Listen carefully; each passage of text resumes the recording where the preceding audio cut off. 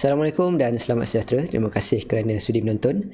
Pada kali ini saya ingin berkongsi sedikit mengenai program HRDF TTT ataupun program persijilan TTT, yang mana ramai yang bertanya apakah konten, apakah modul dalam program HRDF TTT ini, sebab ramai yang melihat program ini sepanjang 5 hari. Jadi banyak ke konten dia, apa modul dia, apa yang diajar.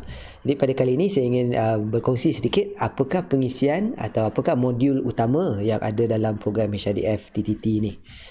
Seperti sedia maklum, ramai yang tahu bahawa program HRDF TTT ini adalah program 5 hari. Jadi mungkin nampak panjang, mungkin nampak lama tu 5 hari. Sebenarnya dalam 5 hari tu termasuk juga sesi mock training, yang mana sebagai syarat untuk lulus atau mendapat persijilan HRDF TTT ini, trainers perlu mengendalikan satu sesi mock training dengan mengaplikasikan apa yang telah mereka pelajari dalam 5 modul yang sebelum itu. Jadi pada kali ini saya akan kongsikan apakah 5 modul yang terkandung dalam program HRDF TTT ini. Yang pertama sekali, yang paling asas kepada asas adalah Plan Adult Learning. Ini modul 1. Modul 1 Plan Adult Learning ini adalah di mana anda akan didedahkan perbezaan utama mengendalikan latihan ataupun mengajar orang dewasa berbanding dengan mungkin golongan kanak-kanak ataupun pelajar. Sebab kita tahu, kalau mereka yang dalam bahagian akademik, dia tahu untuk pelajar biasanya kita mengaplikasikan teknik ataupun konsep, method, pedagogi. Untuk orang dewasa kita amalkan ataupun kita guna pakai andragogi, adult learning. Jadi apakah komponen-komponen yang membentuk adult learning? Jadi di dalam modul ini kita akan didedahkan dengan antara lain, ada banyak, tapi antara lain sebagai highlight, pertama sekali loss of learning. Apakah situasi atau keadaan komponen yang mewujudkan suasana pembelajaran, dan apakah syarat-syarat yang perlu ada bagi pembelajaran berlaku, loss of learning. Anda juga akan didedahkan dengan learning styles. Ada pelbagai learning styles. Yang paling popular dan ramai trainer sudah sedia maklum dan guna pakai adalah VAK, Visual Auditory Kinesthetic. Jadi ini akan disentuh dalam modul 1 HRDF TTT. Anda juga akan didedahkan dengan konsep self-concept, self image, yang mana ini penting bagi pelajar ataupun bagi golongan adult learners, kerana adult learners ni dia sudah ada self identity dia dah tahu siapa diri dia, dan untuk tackle adult learners ni tak sama dengan kita menjalankan latihan untuk mungkin kanak-kanak atau pelajar-pelajar sekolah sebagai contoh.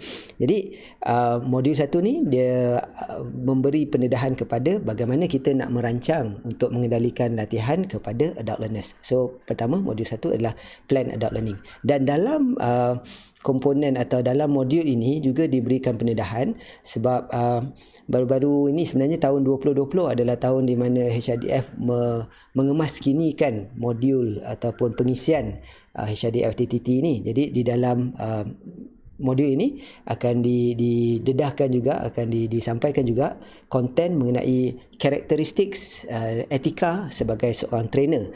Jadi itu juga akan menjadi salah satu bahagian dalam adult learning. Untuk modul yang kedua, modul yang seterusnya, yang pertama tadi Plan Adult Learning, yang kedua ni adalah Conduct Training Needs Analysis. Okey. Seperti sedia maklum, bagi mereka yang hendak menjalankan latihan dalam ruang lingkup HRDF, PSMB ataupun nama Melayu PSMB, kepada majikan yang mencarum kepada HRDF. Jadi sudah semestinya audience kita adalah para pekerja profesional. Jadi di situ memang Plan Adult Learning penting. Yang keduanya disebabkan training kita dibiayai ataupun perbelanjaannya datang daripada wang caruman majikan ini. Jadi kita perlu menjalankan program yang sesuai dengan kehendak majikan, kehendak kerja peserta itu. Jadi kita perlu faham dan perlu buat TNA, Training Needs Analysis. Kita tak mau trainer pergi buat program yang dia sendiri rasa macam ini penting, ni perlu, tapi sebenarnya tidak perlu kepada peserta tu. Jadi trainer akan didedahkan dengan Training Needs Analysis sebagai modul 2 dalam program TTT. Jadi anda akan diberikan pendedahan kepada apakah training needs analysis, bagaimana langkah-langkah untuk menjalankan training needs analysis, bagaimana untuk mengenal pasti gap, apakah kompetensi dengan menggunakan kompetensi model, apakah kompetensi yang perlu untuk memenuhi ruang atau jurang yang ada itu. Jadi itu akan disentuh dalam modul 2, conduct training needs analysis atau lebih dikenali sebagai TNA. Untuk modul 3, di sini adalah di mana kita dapatkan data atau maklumat daripada TNA tadi akan diguna pakai kepada design competency based training program. Jadi modul yang ketiga adalah bagaimana untuk membina, membentuk atau menstrukturkan program latihan. Jadi di sini anda akan didedahkan dengan apakah atau bagaimanakah program itu wujud, apakah justifikasi kepada program itu, what are the program requirements, dan apakah mungkin training resources yang perlu disediakan oleh trainers, apakah bentuk penyampaian konten yang perlu dimasukkan dalam program design itu tadi. Ini modul 3, program design. Modul keempat adalah conduct. Jadi apabila kita dah tahu pasal adult learners, kita dah kaji apa keperluan dia, training needs analysis, dan kita dah design program, sekarang adalah masanya modul keempat untuk menyampaikan conduct competency based training program. Di sinilah biasanya akan dibincangkan mengenai teknik-teknik penyampaian yang berkesan kepada golongan dewasa dan mengaplikasikan apa yang telah dipelajari daripada adult learning tadi. Lepas tu apakah mungkin metod-metod atau metodologi latihan yang sesuai, bagaimana merancang strategi untuk memastikan jurang tadi yang telah dikenal pasti itu dapat diisi, bagaimana untuk memastikan outcome latihan itu tercapai.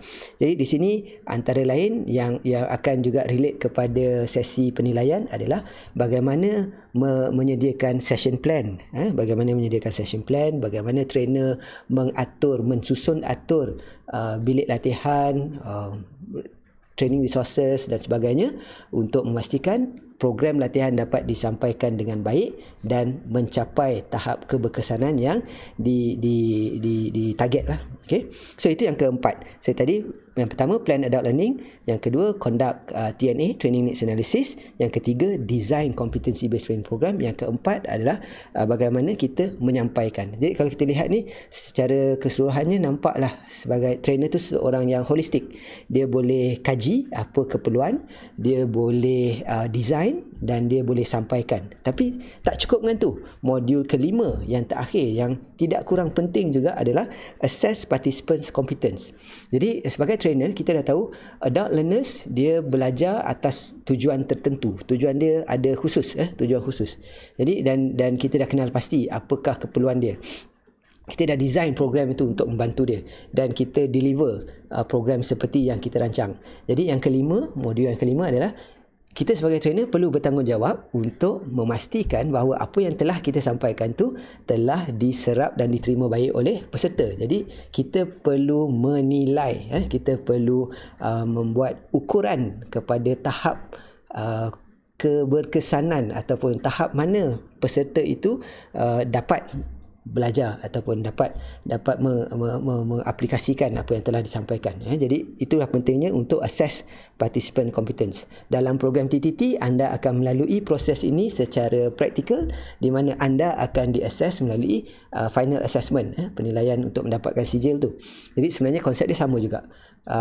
Dan ini adalah salah satu daripada inisiatif yang HRDF telah lancarkan, which is HRDF TEE, Training Effectiveness Evaluation, yang mana salah satu syaratnya selepas anda layak dan menjalankan program latihan, anda perlu memastikan adanya borang penilaian yang HRDF sediakan, OA form tu.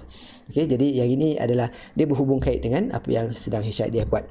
Jadi 5 modul ini sebenarnya dia kalau kita lihat dari segi susun atur modul daripada plan adult learning, TNA, design, conduct atau deliver dan assess participant competence ni, evaluation basically adalah apa yang kita biasa nampak dalam ADDIE model, ADDIE. Kita start dengan analyze, kita design, develop, kita implement dan kita evaluate. murid. Jadi ADI model tu sebenarnya diterjemahkan dalam 5 modul HRDF TTT ni. Jadi bagi mereka yang mungkin dah berpengalaman dalam training 30 tahun, 20 tahun dan sebagainya, mungkin anda dah tahu dah semua benda ni. Jadi tak perlu attend 5 hari TTT, boleh cuba dapatkan pengecualian. Jadi anda boleh terus menjalankan latihan. Atau bagi mereka yang baru, saya kira ini adalah baseline pengetahuan asas anda terhadap dunia latihan dan bagaimana menceburi dunia latihan dengan langkah kanan ataupun langkah yang betul, daripada cuba-cuba orang kata try and error dan sebagainya. Sekiranya anda hadir kepada program TTT, insya-Allah anda akan dapat lihat secara keseluruhan apakah yang dimaksudkan dengan training dan apakah harapan atau expectation yang HRDF letakkan kepada para trainers sebagai baseline ataupun standard yang orang kata asas kepada trainers yang perlu ada. Selagi mana trainers kita berkualiti, insya-Allah program latihannya juga akan jadi kualiti dan hasilnya kepada para peserta dan juga secara umumnya kepada negara. Jadi secara ringkasnya, mulai tahun 2020 ni semua training provider akan menyampaikan modul dan konten yang berasaskan WIM yang sama, maksudnya asas nota dia semua sepatutnya sama. Jadi dia ada standardization di situ. Tak ada lagi macam dulu orang kata TP ni bagus, TP ni material dia kurang dan sebagainya. Dah tak ada lagi, insya-Allah. Jadi mana-mana training provider yang anda pilih pun bagus, insya-Allah tak ada masalah. Tapi sekiranya anda memilih untuk menyertai program HRDF TTT bersama saya dan tim saya, dan anda berminat untuk menyertai program yang saya kendalikan, bolehlah layari website Access Ideas ataupun pergi ke portal website HRDF dan semasa daftar tu boleh pilih program TTT Kendalian Access Ideas Malaysia Sdn Bhd. Okay, dan insya-Allah sekiranya anda bersedia dan mahu mengambil langkah pertama dalam industri latihan di Malaysia, bolehlah mencuba untuk daftar dan insya-Allah kalau ada rezeki kita berjumpa. Sehingga waktu itu, terima kasih kerana sudi menonton. Assalamualaikum warahmatullahi wabarakatuh. Stay safe.